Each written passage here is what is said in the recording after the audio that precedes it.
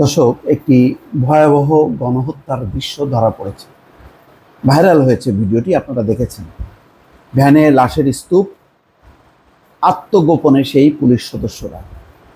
খেয়াল করেন, এই যে ভ্যানের উপরে যে লাশের স্তূপ ছিল বা নিথর দেহের স্তূপ, এবং কিভাবে আর একটা নিথর দেহ ওঠানো হচ্ছিল, তারপরে পোস্টার দিয়ে ঢাকা হলো। জায়গা চিহ্নিত, আশুলিয়া। মানুষগুলো চিহ্নিত। কোথায় তারা? খেয়াল করেন, সর্বশেষ সাবেক বাণিজ্য মন্ত্রী টিপু মুন্সিকে আটক করা হয়েছে। আমার কথা হলো, বহু রাজনৈতিক ব্যবসায়িক মুন্সি ধরা পড়ল, কিন্তু পুলিশের মুন্সিরা কোথায়? এই যে ডিবির হারুন, অনেকে ঠাট্টা করে বলেন হাউন আঙ্কেল, সেই হাউন আঙ্কেল কোথায়? মনিরুল কোথায়? বিপ্লব কোথায়? হাবিব কোথায়? আইজিপি কোথায়? তারা কোথায় লুকালো? একজনও তো ধরা পড়ল না।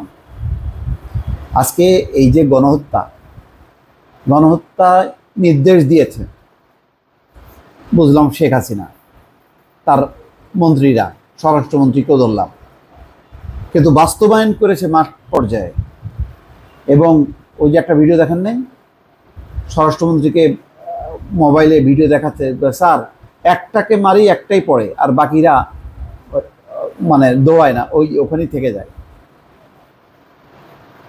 তো ওই যে যারা মাঠ পর্যায়ে বাস্তবায়ন করলো সরকারের নির্দেশ বা শেখ হাসিনার মন্ত্রী এবং সহযোগীদের নির্দেশ, সেই পুলিশের ঊর্ধ্বতন কর্মকর্তারা কই?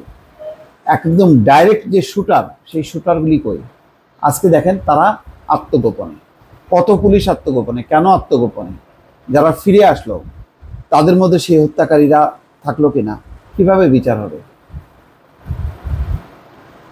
সড়কের উপর দাঁড়ানো সেই একটি ভ্যানে নিথর দেহের স্তূপ, কয়েকটি লাশ ঢেকে দেওয়া হয়েছে জীর্ণ চাদর দিয়ে। লাশের স্তূপের উপর তুলে রাখছেন মাথায় হেলমেট ও ভেস্ট পরা পুলিশ সদস্যরা। সেগুলো ঢাকার চেষ্টা করা হয় রাস্তার পাশে থাকা পরিত্যক্ত ব্যানার দিয়ে। মানে মারা গেছে সেই মৃতদেহের প্রতিও বিন্দুমাত্র কোনো শ্রদ্ধা নেই।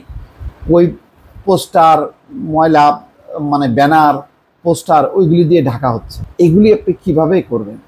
মানে এরা কোন ধর্মের পুলিশ আমি জানি না, যারা মারা যাওয়ার পরও বিন্দুমাত্র কোনো সম্মান নেই সেই মৃতদেহের প্রতি। এরা কি মানুষ? এদের দিয়ে আপনি কি সংস্কার করবেন? আচ্ছা, বলা হচ্ছে যে তা সত্ত্বেও নিথর বেরিয়ে আছে দেহগুলোর ঝুলে পড়া সারি সারি হাত। অর্থাৎ নিথর দেহগুলো ওই যে ভ্যানে যে তোলা হলো, ছোট ভ্যান, তার হাতগুলো ঝুলে আছে ভ্যানের দিকে, সেগুলো দেখা যাচ্ছে। এমনই বিভৎস, লোমহর্ষক একটি ভিডিও ক্লিপ এখন সামাজিক যোগাযোগ মাধ্যমে তুমুল আলোচনায়। ভাইরাল হওয়া এই ভিডিও ক্লিপ ও চিত্র যারা দেখেছেন, সবাই আতকে শিউরে উঠেছেন প্রবল আতঙ্কে। কোথায় ঘটলো এমন নিষ্ঠুর ঘটনা? এভাবে একের পর এক মানুষকে হত্যা করা হলো কোথায়? এমন প্রশ্নের যখন সোচ্চার সাধারণ মানুষ, তখন ফ্যাক্ট চেক প্রতিষ্ঠান রিউমার স্ক্যানার বলেছে, গণহত্যার পর ভ্যানে তোলা লাশের স্তূপের ঘটনাটি আশুলিয়া থানা এলাকা। বোঝেন অবস্থা।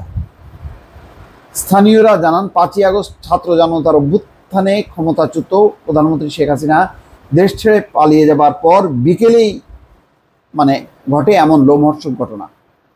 তার মানে শেষ পর্যায়ে যখনই কি শেখ হাসিনা পালিয়ে যায়, তখন হয়তো সেই ছাত্র জনতাকে মোকাবেলা করার জন্য ডাইরেক্ট গুলি করেছে, এবং সেই এতগুলো মারা গেছে, তাদেরকে ভ্যানে তোলা হয়েছে। ভ্যানে তোলার পর কোথায় নেই, এগুলি দাফন করছে নাকি কোথায় করছে আল্লাহ মালুম, এর কোনো হিসাব নাই। পরে এসব লাশ একটি ভ্যানে তুলে আগুন দিয়ে পুড়িয়ে দেওয়া হয় বলে জানা গেছে। এই যে এখন একটা তথ্য পাওয়া গেল যে এই নিথর দেহগুলো ভ্যানে করে একটা গাড়িতে নিয়ে যাওয়া হলো, তারপরে সেই গাড়ি পুড়ায় দেওয়া হলো যাতে তার কোনো অস্তিত্ব না থাকে। মানে এগুলি তো বলবো, এই ঘটনাগুলো মানে সভ্য জগতে বিরল ঘটনা, যে ঘটনাগুলো ঘটে গেল। গোপনে ধারণ করা ওই ভিডিও ফুটেজ পর্যালোচনা করে স্থানীয় গণমাধ্যম কর্মীরা বলছেন, গণহত্যার পারিপার্শ্বিক প্রমাণ মুছে ফেলতেই রহস্যজনকভাবে রাতারাতি থানার পাশের ও সামনের দেয়ালের রং মুছে তা পরিবর্তন করা হয়েছে। তার মানে এই ঘটনার সঙ্গে যে পুলিশ জড়িত এটা মানে মোটামুটি নিশ্চিত। এই জন্য তাড়াতাড়ি আশেপাশে রং টং করে স্থানটা মানে চেহারাটা পরিবর্তন করা হয়েছে। এছাড়া ঘটনাস্থলের আশেপাশে দুজন বাসিন্দার দাবি, ভিডিওতে দেয়ালে থাকা পোস্টারে যাকে দেখা গেছে তিনি আশুলিয়ার ধামসোনা ইউনিয়নের 7 নম্বর ওয়ার্ডের মেম্বার পদপ্রার্থী আবুল হোসেন ভূঁইয়া।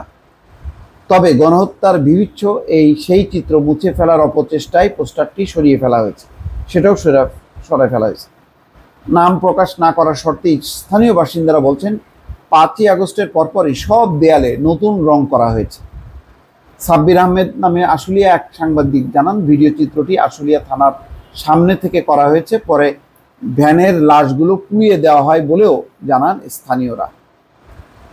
ভয়ঙ্কর, এগুলি আর কি বলবো জানি না। এগুলি ডিবির কর্মকর্তা রিয়াজউদ্দিন আহমেদ বিপ্লব বলেন, এই ছবি সোশ্যাল মিডিয়ায় ভাইরাল হওয়ার পর আরাফাত মানসিকভাবে ভেঙে পড়েছেন। এখন উপরে আল্লাহ, নিচে আপনারা। সেদিন আমরা কোনো গুলি করিনি, অলিগলিতে হাজারো ছাত্র জনতা আমাদের ঘিরে ফেলেছিল, তবে আমরা গুলি করিনি। এখন কারা গুলি করেছে কারা গুলি করেনি সেগুলো তো তদন্তে বোঝা যাবে, কারণ আশেপাশে তো কিছু পুলিশ সদস্য দেখা যাচ্ছিল। এগুলির একটা পূর্ণাঙ্গ তদন্ত হওয়া উচিত, নতুবা এই গণহত্যার এই যে ভয়াল চিত্রটা সেটা জাতির সামনে উন্মোচিত হবে না, কারা দায়ী তারাও চিহ্নিত হবে না। দর্শক ভালো থাকবেন, আল্লাহ হাফেজ।